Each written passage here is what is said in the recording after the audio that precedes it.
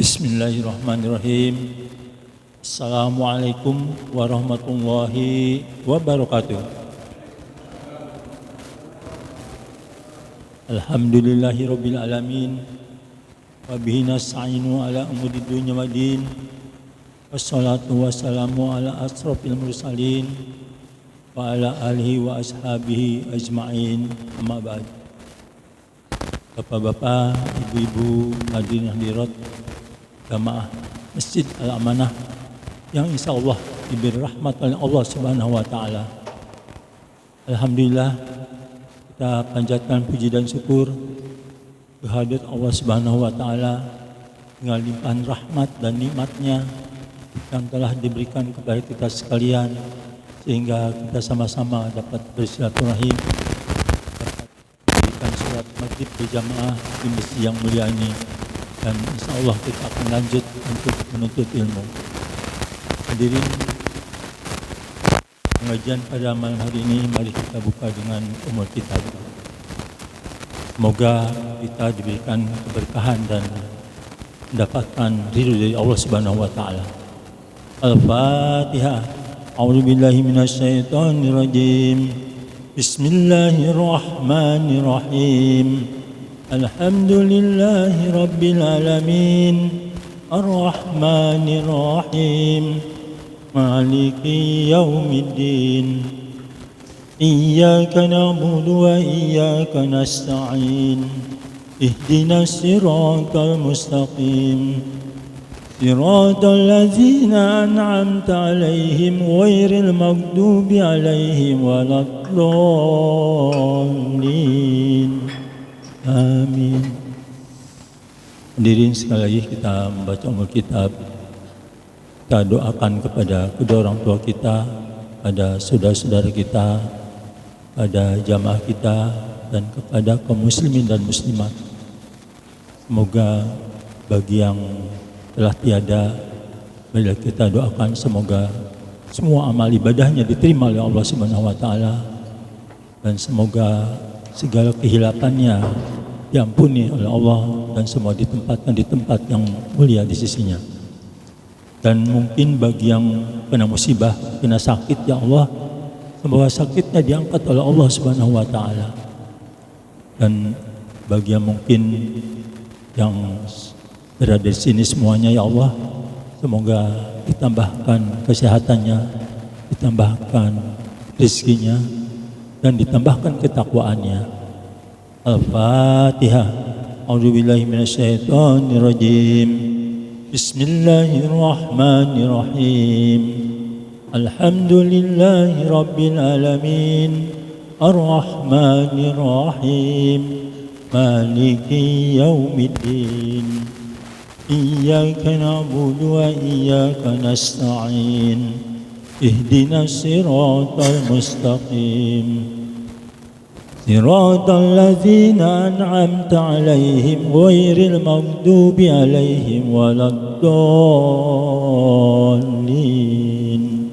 Amin.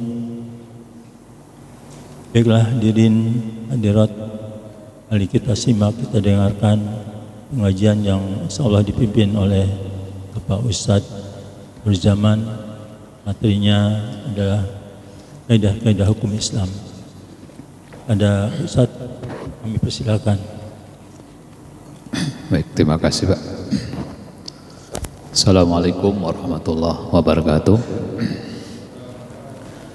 Alhamdulillah, wassalatu wassalamu ala rasulillah wa ala alihi wa sahbihi wa mawalah. La hawla wa la quwwata illa billah. Amma ba'du. Qala Allah Ta'ala fil Qur'anil Karim. A'udzu billahi minasy syaithanir rajim. Ya ayyuhalladzina amanu la ta'kulu amwalakum bainakum bil batil illa an takuna tijaratan an taradin minkum. Pada bapak-bapak, ibu-ibu semuanya, jamaah Masjid Al-Amanah yang saya hormati, mengawali kajian kita hari ini diskusi kita hari ini. Kita sama-sama memanjatkan puji dan syukur kepada Allah Subhanahu wa taala atas segala nikmatnya yang Allah berikan kepada kita hari ini, sehingga kita bisa hadir datang ke masjid di dalam rangka melaksanakan kewajiban kita, yaitu sholat berjamaah maghrib. Mudah-mudahan sholat kita semuanya diterima oleh Allah Subhanahu wa taala. Sholawat dan salam semoga terlimpahkan, tercurahkan kepada Nabi kita, Nabi Muhammad sallallahu alaihi wasallam, para keluarganya, para sahabatnya, dan berharap mudah-mudahan kepada kita semuanya. Bapak Ibu sekalian yang saya hormati dan saya muliakan, di dalam hukum Islam ada yang namanya kewajiban kita kepada Allah, ada kewajiban kita kepada sesama manusia, atau ada haknya Allah, ada haknya manusia. Ini kewajiban kita kepada Allah, juga kewajiban kita kepada manusia, disebut hablum minallah dan hablum minan nas, bukan hanya sampai dunia, tetapi akan sampai ke akhirat nanti. Bahkan ada hadis qudsi mengatakan bahwa pengadilan yang terakhir kita nanti itu adalah pengadilan antara sesama manusia. Disebut adalah hak manusia.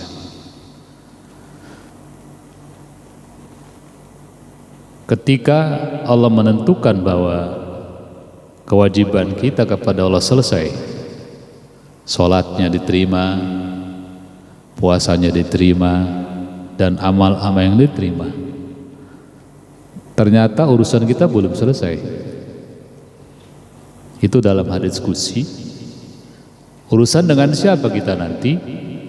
Ada namanya hak Adam, hak-hak di antara manusia.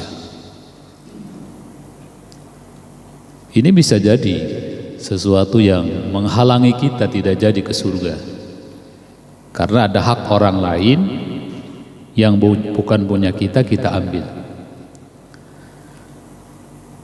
Sesuai dengan Al-Quran tadi, bahwa Allah mengatakan, ya ayyuhalladzina amanu la ta'kulu amwalakum bainakum bil batil.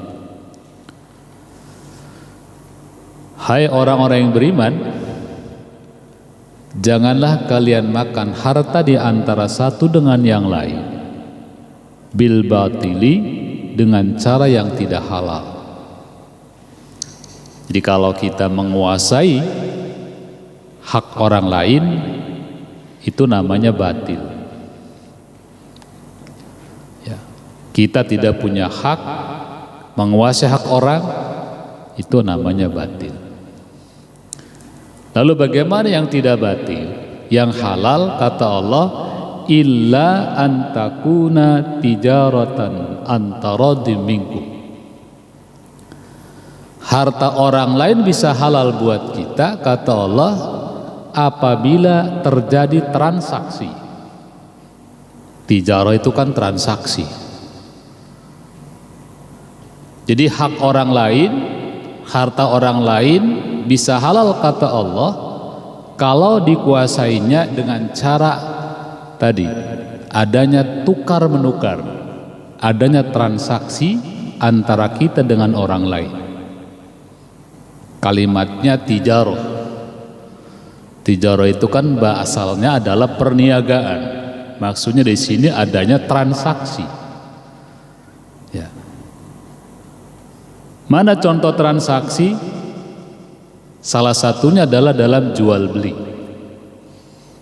Harta itu bukan hak kita.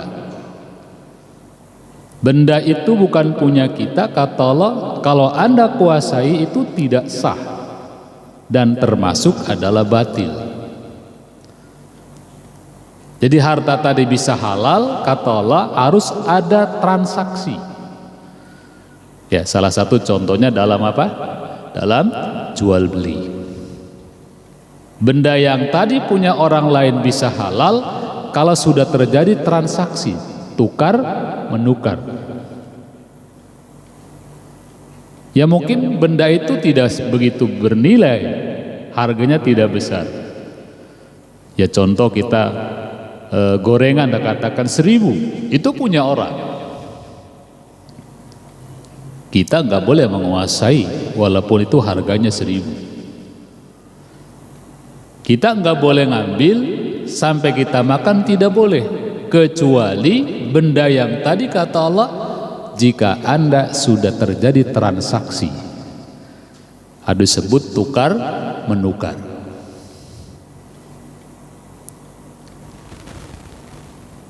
Tetapi syarat kata Allah, antara minkum, jual beli, transaksi tukar menukar itu halal jika didasari atas keinginan sendiri.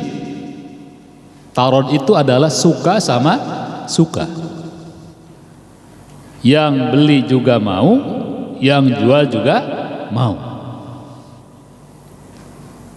Berarti ayat yang tadi, jika jual beli itu terjadi pemaksaan,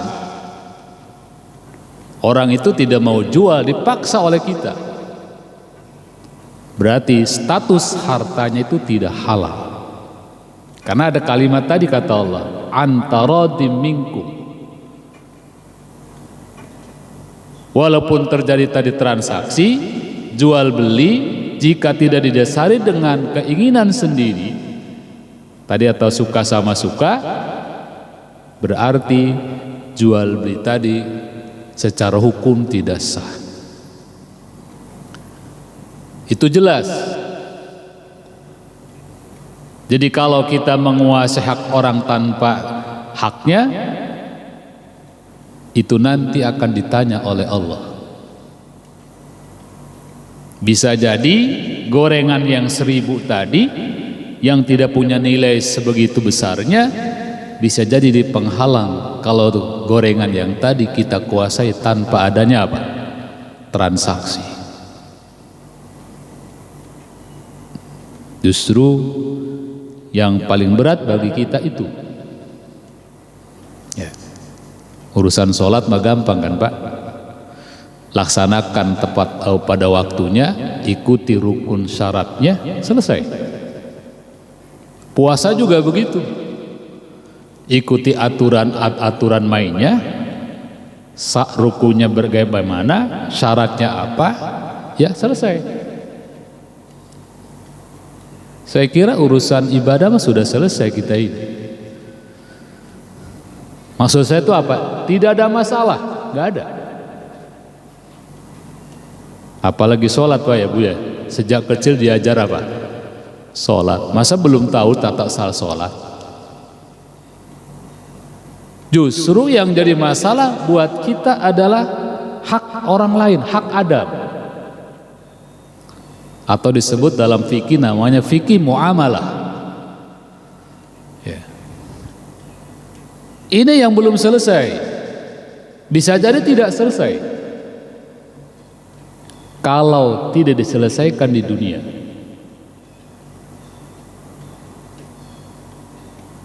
Ya tadi contohnya. Berarti di Al-Quran sendiri Allah mengajarkan kepada kita, hati-hati kalau kita menguasai hak orang. Kalimatnya juga bukan menguasai tapi apa? La ta'kulu, janganlah kalian memakan amwalakum, harta di antara kalian dengan cara yang tidak halal.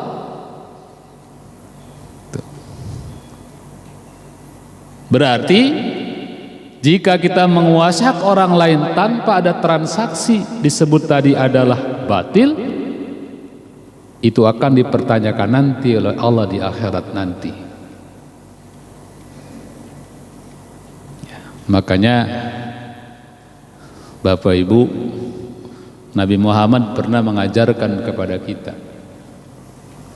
Mau dikasih doa, mau nggak Pak, Bu? Doa dari Nabi, mau? Mau diamalkan? Awas kalau enggak.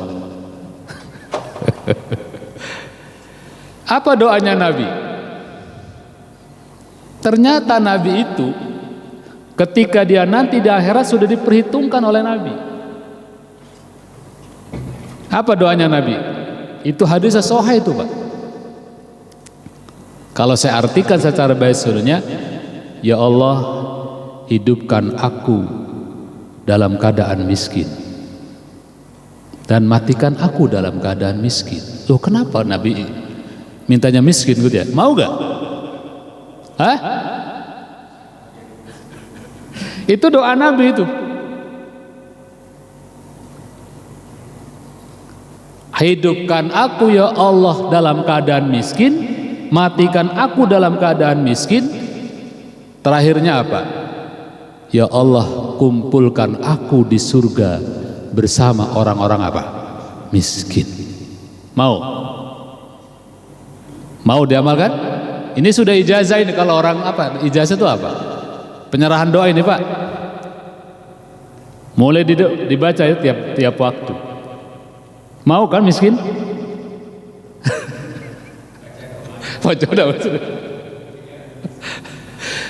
Kenapa Nabi minta miskin tuh Pak? Jadi mungkin Nabi juga berpikir, saya nggak mau ketika nanti di akhirat ditanya kekayaan saya berapa. Kalau miskin nanya apa? Pak, Bu, kalau kita nggak punya apa-apa, di akhirat nanya apa? Malaikat siapa yang jaga neraka itu? Malaikat siapa? Malaikat Malik. Malaikat Malik juga nanya apa? Kalau miskin coba bagaimana? Amanahnya malaikatnya. Mungkin kalau nanya kita jadi orang miskin, kalau nanya malaikat balikin aja. Malaikat apa nggak tahu? Saya nggak punya apa-apa, mati juga. Nggak meninggalkan yang haram, nggak. Itu Nabi doanya Pak. Jadi kita harus hati-hati. Hak-hak orang itu harus diperhitungkan, karena itu akan ditanya oleh Allah. Jadi nggak masuk surganya? Jadi nggak? Kalau urusan manusianya belum selesai. Coba kalau suruh balikin. Kan Bapak dulu ngambil gorengan kan? Tanpa apa? Tanpa apa? Tanpa izin juga tanpa beli. Suruh balikin itu ke tukang gorengan 1.000, harganya ke berapa?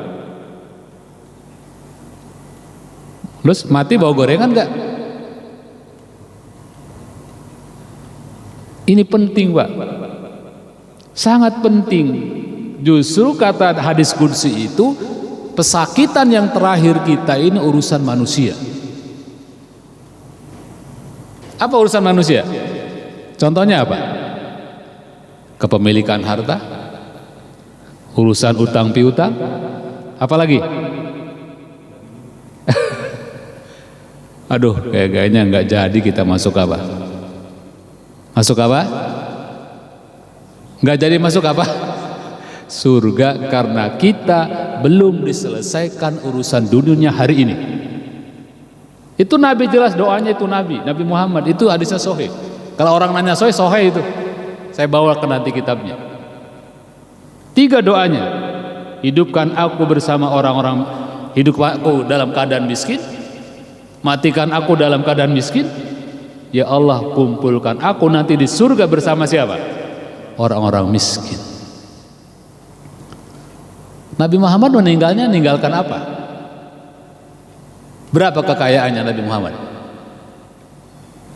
Dulu Khadijah itu orang paling kaya di Arab. Hartanya apa? Hartanya apa? 0. Habis buat apa? Buat apa habisnya? Itu. Kalau kita harta dikumpulin bukan untuk kebaikan, ngapain nanti kita?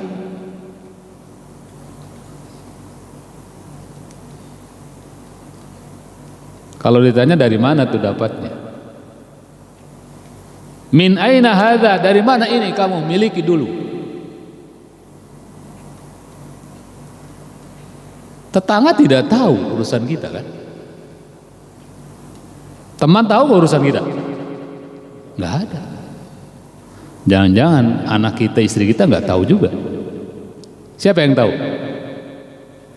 Yang tahu siapa urusan kita? Hah? Masa kita nggak tahu? Kita dengan siapa? Allah. Ada Pak. Apa ada? Ada jejak digitalnya. Di sana anak dokter forensik digital gitu ya. Kalau sekarang kan begitu. Jadi sekarang itu Pak, WA itu apa bentuknya itu kalau sudah dihapus itu bisa dilacak. Kita WA nih, kirim. Ternyata mengandung kejahatan. Itu dihapus, itu bisa ditemukan.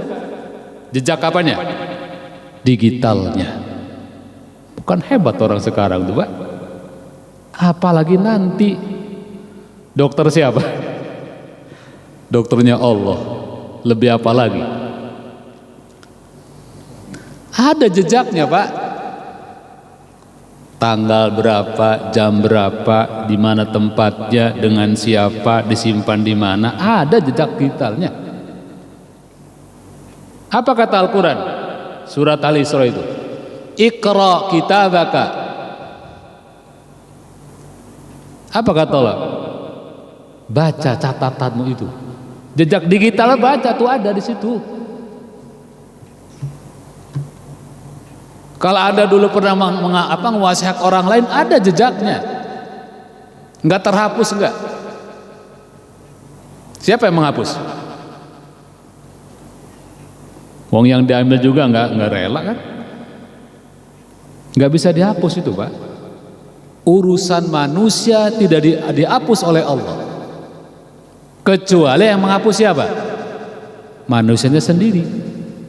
Balikin tuh uangnya tuh ke orang tadi. Ganti, Pak Ustadz ganti, dibalikin duitnya. Oh kalau nggak dibalikin bahaya itu. Kita juga nggak jadi kayaknya ke surga.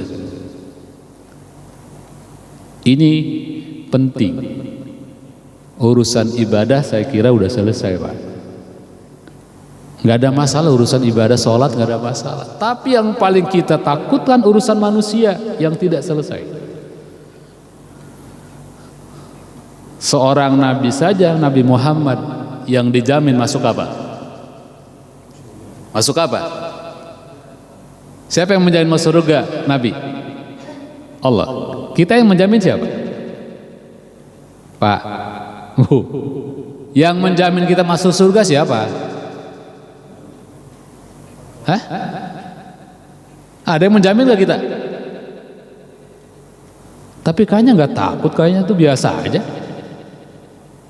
Nabi yang sudah dijamin masuk surga saja, dia merasa khawatir dan takut kalau nanti pulang ada hal-hal yang urusan dunia.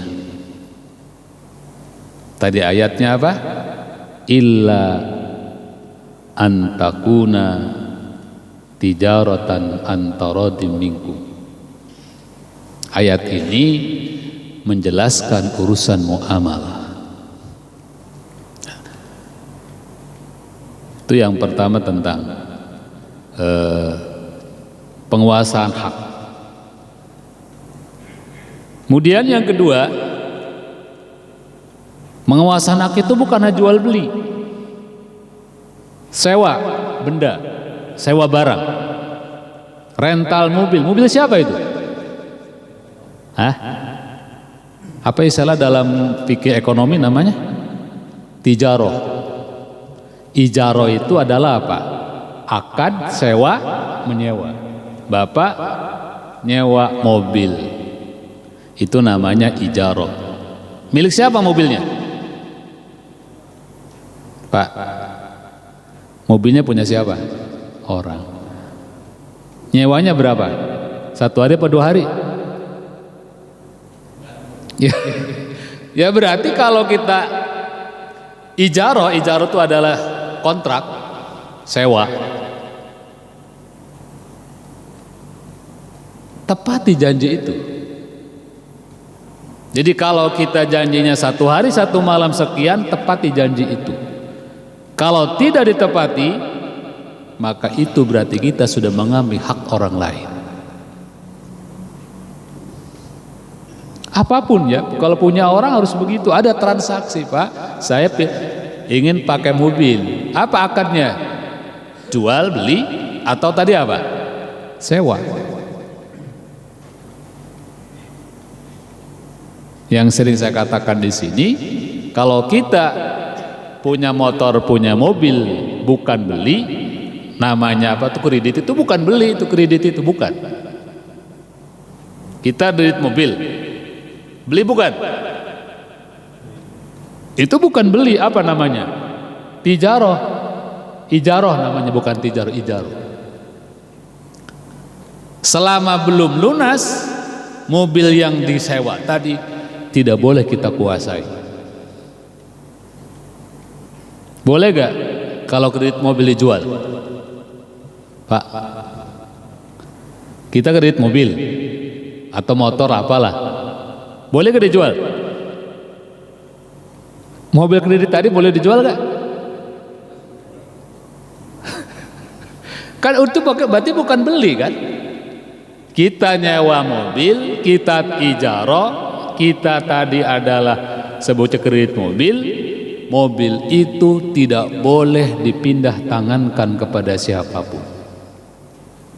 Karena status kita bukan beli, tapi apa?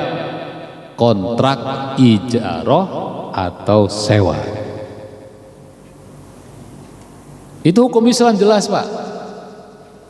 Jadi namanya benda yang tadi ijarah itu tidak boleh kita kuasai dan tidak boleh kita pindah tangankan kecuali dengan izin siapa? Izin pemiliknya boleh kalau izin. Jadi kalau ada motor kreditan dijual, itu dipidana, itu dalam hukum Islam juga haram, nggak boleh. Dihukum apa namanya tuh? Undang-undang fidusia ya ada itu. Nggak boleh dipindah tangankan. Jadi boleh menggunakan motor orang, tapi dengan janji bayar sewanya 1 bulan berapa. Tiba-tiba nggak ngangsur, bulan kedua, boleh gak diambil motornya oleh yang punya? Kita boleh menolak? Oh nggak bayar kok. 1 bulan bayar, 2 bulan berikutnya tidak bayar. Dosa gak kita nggak bayar? Coba dosa nggak? Udah pakai motor tapi nggak bayar sewanya, dosa nggak? Perasaan nggak pernah merasa dosa tuh walaupun nggak ngangsur? Itu dosa, itu hak orang lain belum dikasih. Kalau nggak bayar itu di dunia urusan kredit tadi, ditagih di akhirat nanti. Dulu Anda nyewa motor saya dulu bayar, ini bayar. Ada catatannya Pak, jejak digitalnya ada itu, hati-hati. Enak aja. Sepertinya orang nggak punya dosa perasaan, walaupun nggak bayar ya Pak. Kredit motor nggak bayar 1 bulan, hah? Didenda.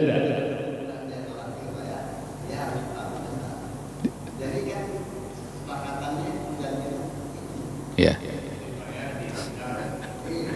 Kalau nggak bayar denda. Ya. Bayar denda aja ya Pak. Angsurannya bayar nggak? Oh iya. Loh kenapa didenda? Ada yang tanya ke saya, denda itu halal atau haram? Halal itu denda.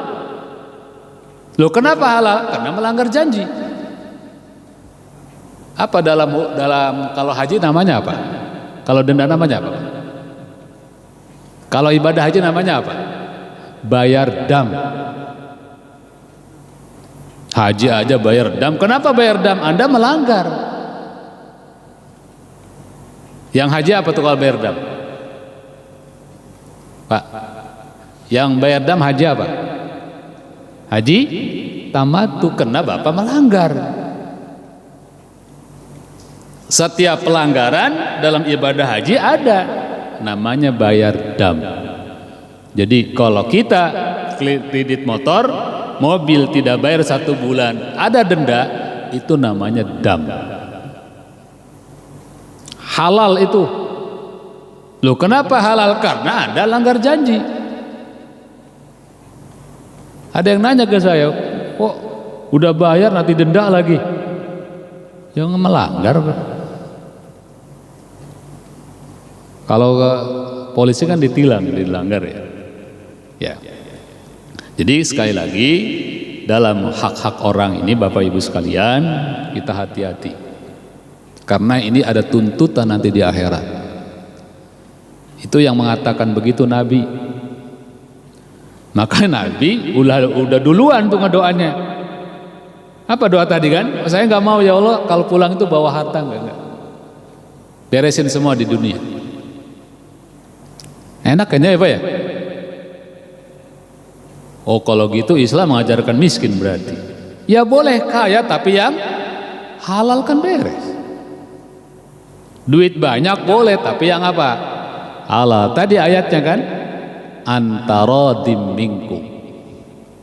Boleh kita menguasai hak orang lain, tapi harus ada tadi, ada transaksi, ada pertukaran, baik jual beli atau tadi apa?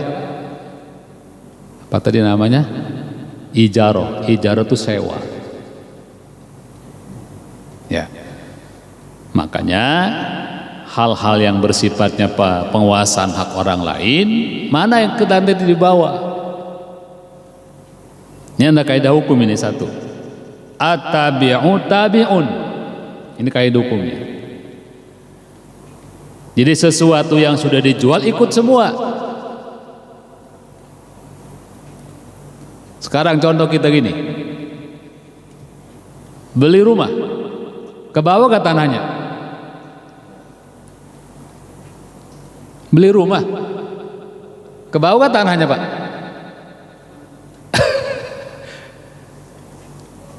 Sekarang yang dibeli, kita beli rumah, tanahnya ke bawah nggak? Hah? Beli rumah apa beli tanah? Ini kan kaidah hukumnya, kata ulama, at-tabi'u tabi'un. Kalau benda itu kita kuasai, di dalamnya ikut, termasuk apanya? Tanahnya ikut.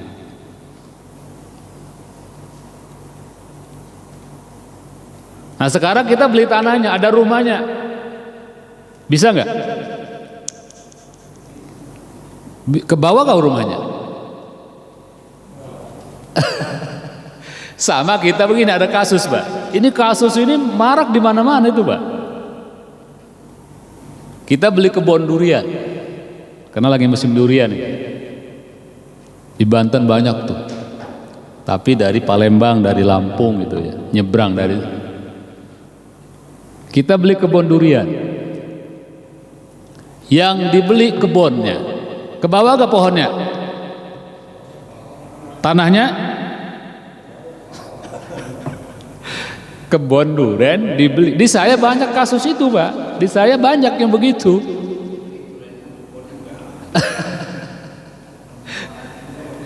Ceritanya ada orang beli tanah. Beli tanah kan ada buahnya, ada apanya? Pohon-pohonnya. Yang ngejualnya enggak terima, Pak. Katanya saya jualnya bukan jual kebun, tapi jual apa? Tanah. Ini masalah. Apa kata ulama tuh? Kalau tanahnya dibeli, berarti pohonnya juga ke bawah. Di saya ada yang begitu. Saya dulu jualnya bukan jual kebun, jual apa? Loh. Ini masalah Pak. Saya ceritanya beli tanah dikit gitu ya. Ada pohon-pohon apa? Pohon apa tuh? Yang suka bikin buat apa nama kalau di saya itu albasia. Apa albasia di sini? Jengjing ya? Jengjing. Saya ceritanya beli tanah Pak. Udah jadi, udah disurat beres. Ternyata saya sekitar 1 minggu nggak datang ke lokasi itu. Datang sudah habis apanya?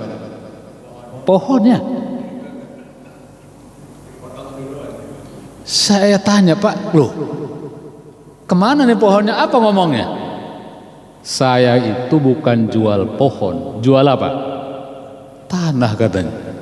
Ya tadi kaidah hukumnya kata ulama, at-tabi'u tabi'un. Kalau kita jual tanah, apapun yang di dalam itu ke bawah. Ada tambang emas di situ, ke bawah nggak?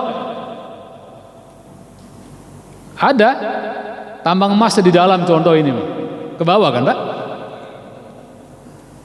Itu banyak kasus di saya begitu, Pak. Jadi jualnya bukan jual ini katanya. Ya tadi kalau kita rumah sudah dibeli, berarti tanahnya ke bawah nggak? Kalau nggak ke bawah gimana rumahnya? Pintunya ke bawah nggak, Pak? Pak,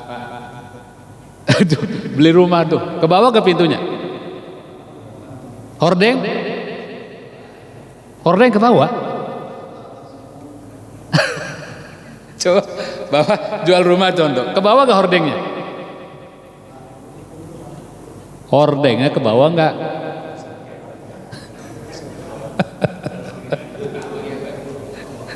Hati-hati tuh Bapak, kalau enggak ada janji, enggak ada apa namanya tuh pembicaraan, hati-hati itu Pak, isinya ke bawah. Janji hordeng enggak ke bawah, beres. Jangan-jangan pintunya nggak ke bawah. Nah, jadi makanya dalam Islam itu tadi kata Allah, ketika ada transaksi harus tarodin tadi, harus suka sama suka, ada janji yang jelas. Jual rumah, hordengnya ke bawah ya, beres kan? Ini mau nggak janji nggak apa, hordengnya dicopot, nggak bisa itu Pak. Sesuai dengan apa? Perjanjian. Jadi sesuatu yang kita miliki yang di dalamnya ke bawah. Kata ulama, at-tabi'u tabi'u. Kalau induknya sudah kita beli, anaknya pun ke bawah. Contohnya apa, Pak? Kambing lagi apa? Hamil itu apa? Hamil ya? Lagi bunting. Kita beli kambing bunting, ke bawah gak anaknya? Bawah. Masa dibongkar dulu? Itu ini bukti kan? Jadi sesuatu yang sudah dimiliki orang lain, kalau Bapak sudah ada pindah tangan dalam transaksi jual beli atau bentuk apapun nanti, jadi yang sudah diserahkan oleh kepada orang lain tidak boleh lagi kita kuasai lagi. Nggak tahu kalau di Jakarta nggak ada kasus gitu kali ya. Udah saya mah rata-rata itu Pak kebun. Jadi pohonnya tuh dianggapnya apa? Tanaman saya katanya. Pohon itu yang nanam saya. Masa tanahnya dibeli, kebunnya nggak apa, pohonnya nggak ke bawah? Dibalik lagi sekarang, yang dibeli pohonnya tanahnya ke bawah nggak? Yang dibeli pohonnya tanah ke bawah nggak Pak? Hah? Dibalik tadi. Kalau dibalik berarti nggak ke bawah. Kalau yang dibeli pohonnya tanahnya nggak ke bawah. Kenapa? Karena pohon ikut ke tanah, tapi tanah nggak ikut kemana? Pohon. Masa tanah ikut ke pohon? Yang pasti apa? Pohon ikut ke tanah. Kata ulama, at-tabi'u tabi'un. Kalau induknya sudah kita kuasai dibeli, anaknya pun ke bawah. Kalau tanah kita sudah dibeli, isinya pun ke bawah. Sampai rumputnya pun ke bawah. Rumputnya ke bawah. Ini rumput saya. Udah dibeli apanya? Tanahnya. Di saya banyak itu sengketa hal-hal seperti itu. Kenapa kok sengketa? kemungkinannya tadi akadnya tidak antarodin. Kalau akadnya tarodin jelas, saya kira nggak ada masalah. Ya, jadi nanti dalam ayat yang tadi dijelaskan oleh Allah, apapun hak orang lain, transaksinya harus jelas, halus antarodin minkum. Kata ulama tadi, at-tabi'u tabi'un. Ya, jadi semua ikut ke induknya. Kalau dibeli itu rumah, tanahnya pun ke bawah. Bisa jadi hordengnya pun ke bawah. AC-nya ke bawah nggak? Hah? Pak, AC-nya ke bawah nggak, Pak? Dicopot dulu ya? Copot nggak AC-nya? Hah? Oh, enggak. Ya, makanya kata Allah harus tadi antarodin, harus jelas janjinya gimana. Saya jual rumahnya kecuali AC enggak. Itu harusnya, Mbak. AC hordeng lemari enggak? Hah? Bapak kalau enggak tarodin, kita bisa dipidana, Pak. Kenapa? Karena rumah dan isinya sudah saya beli. Ya. Baik. Ada yang bertanya? Assalamualaikum warahmatullahi wabarakatuh. Terima kasih atas kesempatan yang diberikan Ustaz. Saya tadi di luar sejenak mendengar bahwa orang miskin itu yang dicintai oleh Nabi ya. Karena dia mungkin terlepas dari hisab. Tapi bagaimana dengan orang miskin yang sombong, Pak? Sombong itu artinya tidak mau menerima kebenaran. Pokoknya udah miskin sombong gitu. Disuruh sholat gak mau gitu. Ya, itu gimana menurut fadilah hukumnya ya. Terus kemudian kami menanyakan untuk yang Ustadz berikan pada bulan yang lalu ya, mengenai wakaf. Kebetulan kita waktu Ahad terakhir kemarin itu bulan Desember, kita menerima kunjungan dari Badan Wakaf Indonesia BWI, dan dia menjelaskan bahwa salah satunya Al-Quran itu adalah merupakan wakaf, bukan hibah. Nah, ini yang mana yang benar nih? Yang jadi pertanyaan, apa perbedaan antara wakaf dengan hibah dan apakah persamaannya? Demikian Pak Ustaz, terima kasih. Wassalamualaikum warahmatullahi wabarakatuh. Waalaikumsalam. Baik, terima kasih Pak. Ya, mau kaya mau sombong, kalau mau miskin mau kaya, kalau sombong nggak disukai oleh siapa? Allah. Walaupun miskin, kalau sombong kan berarti nggak bener kan Pak? Disuruh sholat nggak mau, ya, maksudnya miskin yang apa? Miskin yang taat kepada siapa? Allah. Maksud Nabi itu mendoanya supaya nanti dia pulang nggak bawa apa-apa, nggak bawa apa, meninggalkan harta, maka dia dalam keadaan miskin. Ya, itu yang miskin tadi, walaupun dia miskin, kalau dia sombong ya tetap saja dia belum tentu masuk apa? Surga.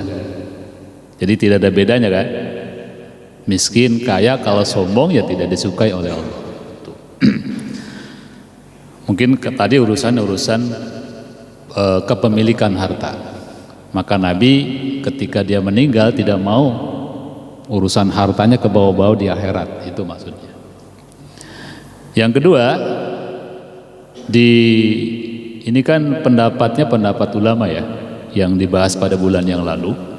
Saya baca dalam beberapa artikel tentang wakaf itu, ya, ulama Maliki, Hambali itu beda-beda pendapatnya. Jadi kata siapa? Imam Hanafi bahwa namanya wakaf itu tidak selamanya. Ini, kalau Imam Hanafi, kalau kita wakafkan benda tetap milik kita, nggak boleh dikuasai oleh orang lain. Bahkan kata Hanafi, wakaf boleh diambil kembali. Itu boleh.